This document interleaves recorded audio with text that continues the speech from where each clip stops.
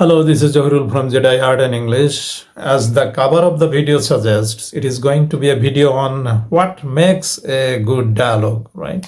What makes a good dialogue? So, I have some tips to tell you in today's video.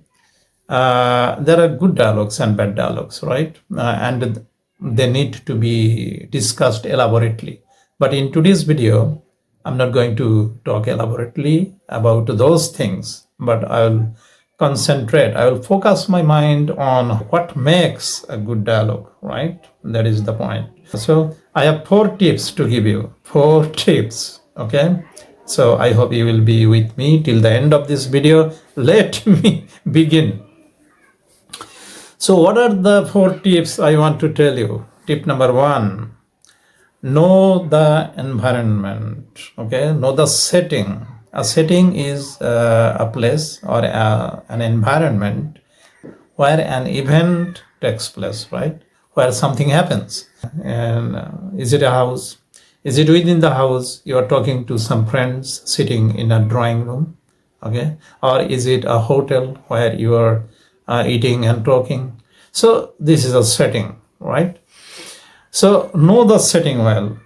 Unless you understand the setting well, probably the dialogue will not be appropriate for the situation, right? Now, tip number 2, know the people who are speaking in the dialogue. Who are the people? Suppose a fisherman is talking to you. You are there in a market to buy some fish. He might be well acquainted with you. He may be familiar with you, but he is not going to ask you, "Hi, how are you? By the way, how is your wife?" Okay, that would be very unreal and nonsensical, right? Never write these unreal things. Okay, there are dialogues where people who are talking need not greet each other, right? They just say the things according to the situation, right? Nothing more, nothing less. Okay. Tip number 3, listen to what they say. Listen carefully what they might say, what might come out of their lips. Okay? So listen and write. Listen and write.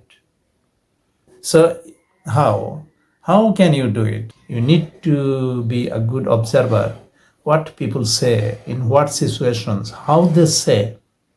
This is a thing that the filmmakers do, okay? Filmmakers have this kind of quality. You need to observe things. You need to be a good observer. Number 4, and this is going to be the last one. Never put your words in the speaker's mouth. Never do it. A fisherman's words are not the words of a teacher, right? A teacher's words are different. A lawyer's words are different. A fisherman will never say, "I'm glad to meet you."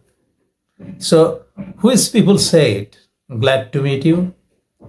These are said by people who are meeting after a long time.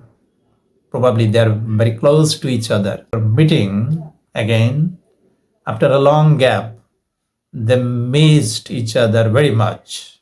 So they might say, "I'm happy to meet you." So a fisherman did not say it because you buy fish from the fisherman every day.